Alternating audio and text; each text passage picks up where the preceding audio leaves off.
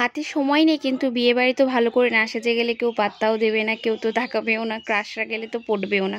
চলো শুরু করা যাক আজকে এই ভিডিওটা। আমার চ্যানেল অদ্রিজাডিতে সবাইকে অনেক অনেক ভালোবাসা আর ওয়েলকাম। থাকছে ছোট ছোট মেকআপের একটু একটু টিপস। তো সবার প্রথমে আমি সিটিএম কমপ্লিট করে নেওয়ার পর কালার বারের প্রাইমারটা ইউজ করে নিলাম ভালোভাবে। তোমরা জানো গরমকালে প্রাইমারটা অ্যাপ্লাই করা খুবই ইম্পর্টেন্ট। তারপর আমি লাগিয়ে নিয়েছি আমার শেডের একটা মেকআপ স্টুডিওর মিডিয়াম শেডের ফাউন্ডেশনটা ভালোভাবে আমি ব্লেন্ড করে নেব।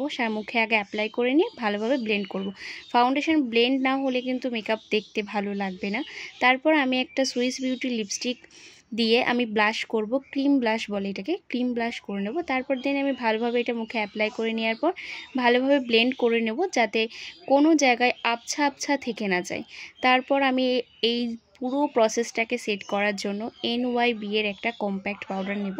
কম্প্যাক্ট পাউডার দিয়ে কিন্তু ভালোভাবে সেট করতে হবে মেকআপটা, তাহলে অনেকক্ষণ লং লাস্টিং করবে। তারপর আমি করব হচ্ছে হাইলাইট করে নেওয়ার পরে আমি লিপস্টিক পরে নেব। এটা কিসের লিপস্টিক আমার ঠিক জানা নেই। তো দেন আমি লিপস্টিকটা পরে নেব। পরে নেওয়ার পর লুকটা পুরো চেঞ্জ হয়ে যাবে। তোমাদের এখানে একটু বলে রাখি, আমি এখানটায় সেটিং স্প্রে যে ভিডিওটা করেছিলাম ওটা অ্যাড করতে ভুলে গেছি। আর সবচেয়ে মোস্ট ইম্পর্টেন্ট যেটা, মেকআপ করার পর সেটিং স্প্রেটা কিন্তু অবশ্যই দিতে হবে, নাহলে কিন্তু গরমে মেকআপ টিকবে না। গরম হোক শীত হোক, সেটিং স্প্রেটা কিন্তু অবশ্যই প্রয়োজন। মেকআপ করতে করতে এখানে আমার ঘাড়টা ব্যথা হয়ে যাচ্ছে, বারবার ফোনের দিকে তাকাচ্ছিলাম না, এই কারণে। তারপর দেখো আমি এখানে কনসিলার ছাড়াই চোখের পাতায় একটা শিমারি কালার দিয়ে একটা সুন্দর একটা শিমারি আই করে নিলাম। আমি যেহেতু আইলাইনার পরতে ভালোবাসি না, তার জন্য চোখটা একটু ভলিউম করার জন্য মাস্কারা দিয়ে নেব। চোখের উপরও পাতায় নিচের পাতায় দিয়ে চোখটা ভলিউম করার জন্য মাস্কারা দিয়ে দিলাম। তারপর আমার আইব্রোটা অনেকটাই ডার্ক, এর জন্য আমি এক্সট্রা কিছু অ্যাড না করে জাস্ট একটু স্পুলি দিয়ে আঁচড়ে নিলাম।